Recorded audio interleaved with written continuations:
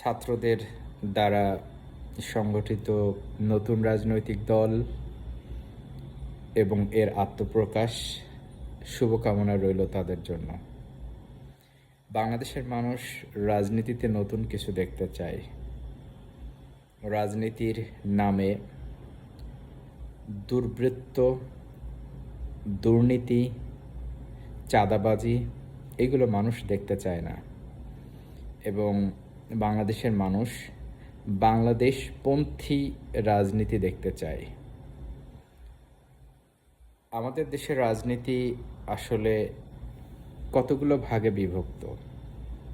কেউ রাশিয়ান চেতনায় রাজনীতি করে, কেউ চাইনিজ চেতনায় রাজনীতি করে, কেউ ইন্ডিয়ান চেতনায় রাজনীতি করে, কেউ পাকিস্তানি চেতনায় রাজনীতি করে। কিন্তু বাংলাদেশের চেতনায় রাজনীতি করা মানুষের সংখ্যা খুবই কম। এখন এই ছাত্র জনতা যদি বলে যে না, আসলে আমাদের কিবলা বাংলাদেশের দিকে, বা আমরা বাংলাদেশপন্থী রাজনীতি করতে চাই, বাংলাদেশকে নিয়ে রাজনীতি করতে চাই, তাহলে তাদের জন্য অবশ্যই শুভকামনা। আর সবচেয়ে বড় প্রত্যাশার জায়গা হলো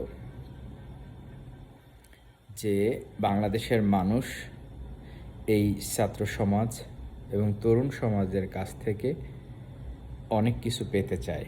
অনেক কিছু পেতে চাই, এটাকে যদি আমি এভাবে বলি যে তারা চায় যে এই তরুণ সমাজ, তারা হয়তোবা কুলসিত নয়, এই তরুণ সমাজ তাদের মধ্যে দেশপ্রেম আছে, তারা হয়তোবা দেশকে সঠিক পথে নিয়ে যেতে পারবে।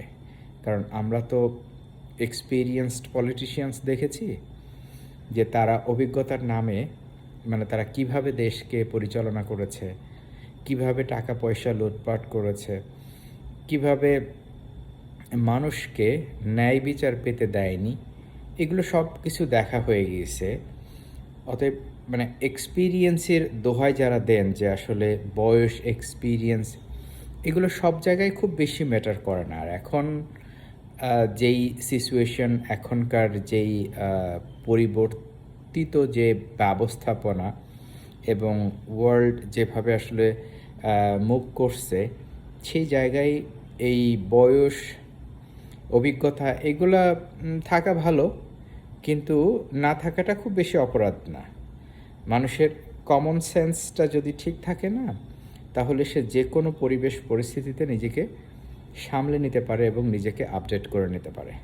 আপনার অভিজ্ঞতা আছে, সেই অভিজ্ঞতা যদি আপনাকে অহংকারী করে তোলে, তাহলে মনে করেন যে আপনার এই অভিজ্ঞতা দিয়ে এই দেশ ও জাতির কোনো কাজে লাগবে না।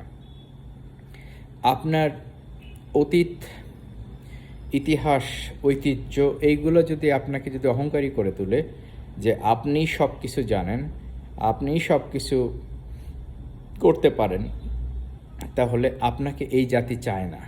আর এই জায়গায় যখন দ্বিমতটা হবে, তখন আপনাকে বুঝতে হবে যে আপনি আসলে এখন আর এই সময়ের জন্য আপনি উপযোগী না। এখনই আসলে খুব কম্প্রিহেন্সিভ মন্তব্য করার সময় এখনও আসে নাই। নতুন রাজনৈতিক দলের আত্মপ্রকাশ এখনও দীর্ঘ পথ চলা আছে। সেই পথ চলাতে আসলে তাদের কর্মকাণ্ডই তাদেরকে ডিফাইন করবে, এবং দেশের মানুষই তাদের মূল্যায়ন করবে।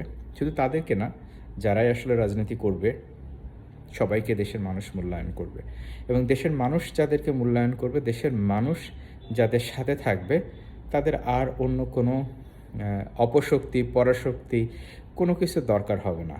দেশ যার সাথে, সেই হবে সবার আগে। এটাই হলো বাংলাদেশের রাজনীতি হওয়া উচিত। দেশ বিরোধী ষড়যন্ত্র করবে, দুর্নীতির সাথে জড়িত হবে, জনগণ তার থেকে দূরে সরে যাবে।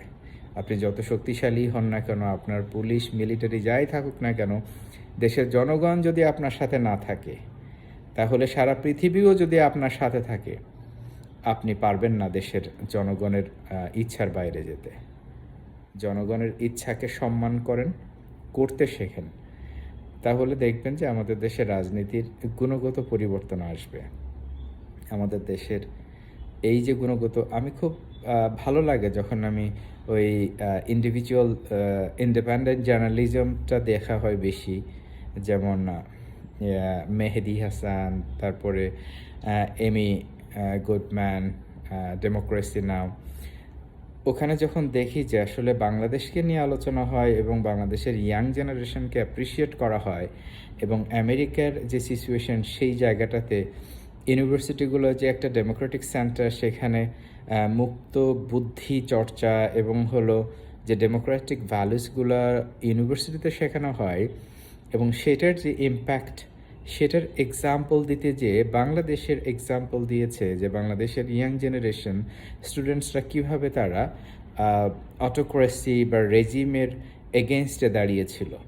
এবং এইটা এক্সাম্পলটা এই প্রেক্ষাপটে দিয়েছিল যে তারা আমেরিকান স্টুডেন্টসদেরকে তুলনা করেছে বাংলাদেশের স্টুডেন্টদের সাথে, যে সময় হয়তো বা আসবে যখন আমেরিকান স্টুডেন্টসরাও তারা এই যে ডিফারেন্ট কাইন্ডস অফ মানে অডস এবং যে স্বেচ্ছাচারিতা, যেই একটা কাইন্ড অফ মনার্কি, একনায়কতন্ত্র, এই রকম পরিস্থিতি যখন বাড়তে থাকবে আমেরিকার মতো দেশে, সেই জায়গাটাতেও এই স্টুডেন্টরাই হলো সেটার বিরোধিতা করবে। সেই জায়গাটাতে আলোচক আসলে বাংলাদেশের প্রসঙ্গ এনেছিলেন পজিটিভলি।